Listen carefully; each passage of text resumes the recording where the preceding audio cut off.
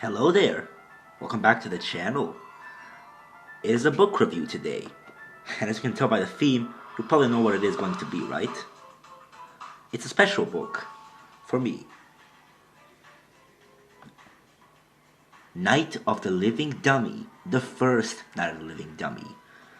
Now, I wanted to do a book review for this on a long time, but I couldn't since didn't have my tablet back then. I went to Praktikum here in Germany, but I can do it now. So, one of the best Goosebumps books of all time, because this is where our lovable mascot, Slappy, is introduced. It is the 7th book in the original Goosebumps series, and the first book in the Living Dummy saga, published in May of 1993. He walks and he stalks.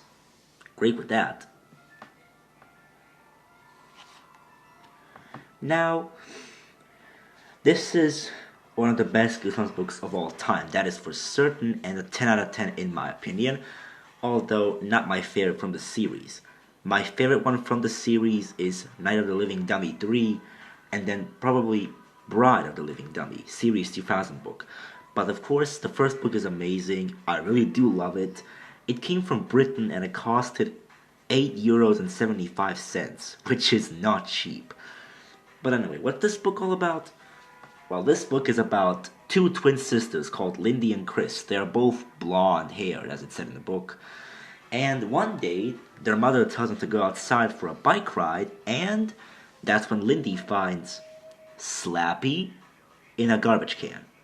She decides to keep him, call him Slappy, and they do a lot of things together.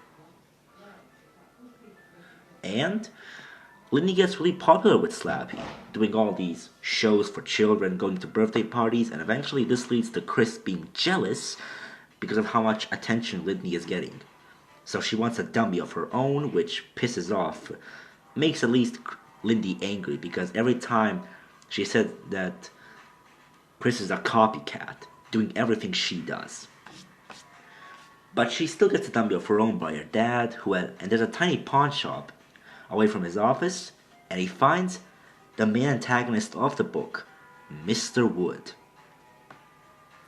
So yeah, she already loves him, and everything goes well. A lot of bad things happen though, like Mr. Wood strangling Slappy, the kitchen being completely destroyed, and many other things. But these are actually stunts pulled by Lindy. She wanted to scare her sister, and she definitely worked that out. But real shit began happening when Chris found the magic words in Mr. Wood's pocket. What words exactly? Karu, Mari, Odona, Loma, Malonu, Karano. The same magic words that bring Slappy back to life. Now, what does happen first badly with Mr. Wood? Well, this couple named Millers come for a visit for a coffee to see Lindy, and she does really well with Slappy because he doesn't do anything yet. He must have awakened when she read the magic words, but he still didn't do anything until the end. So eventually, Mr. Powell asks Chris to perform with Mr. Wood for them, and not everything goes well. When Mrs. Miller tells her that Mr. Wood is a nice-looking dummy, Mr. Wood replied in a harsh, raspy voice, "You're a nice-looking dummy, too!" Chris's mother gasped, their smiles faded, and Mr. Wood just began throwing insults at them. Crude insults. And eventually, Chris doesn't know what to do, and eventually, one night, she hears footsteps and discovers Mr. Wood is alive. And that's when her sister Lindy finally believes her. But they don't. Their parents, Mr. and Mrs. Powell, they found all this to be some kind of joke.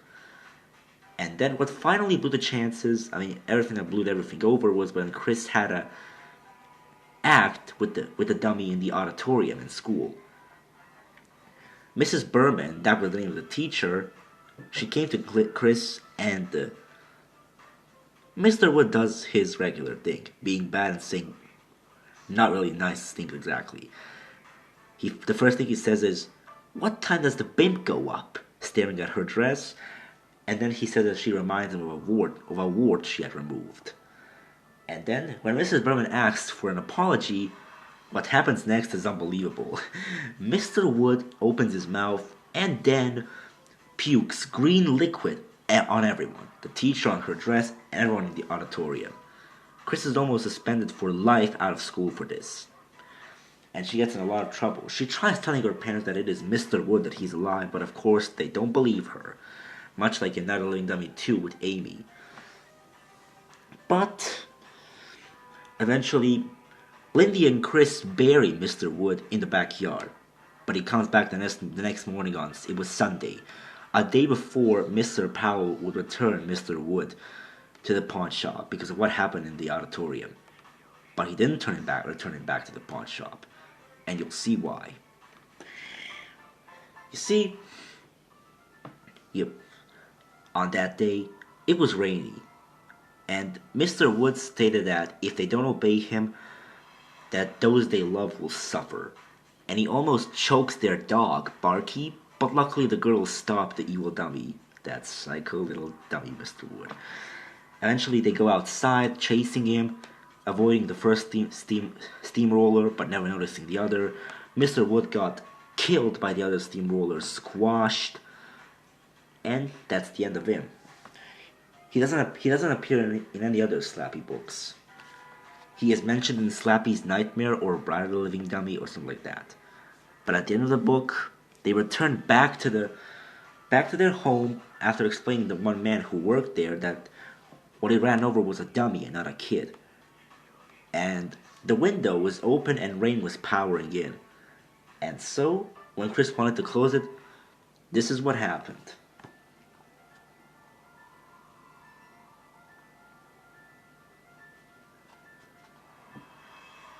As she leaned over the chair to grab the window frame, Slappy reached up and grabbed her arm. "Hey, slave, is that other guy gone?"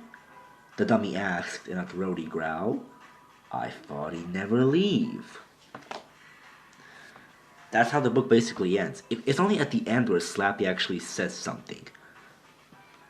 He must have been alive the whole time when Chris wrote the magic words out of Mr. Wood, but probably decided not to do anything before that. After that, of course. So yeah, that's Night of the Living Dummy. A great book indeed, and I would say a whopping 20 out of 10, in my opinion. It is a really great book. Not my favorite, as I said, but a great Slappy book indeed. I will see you next time.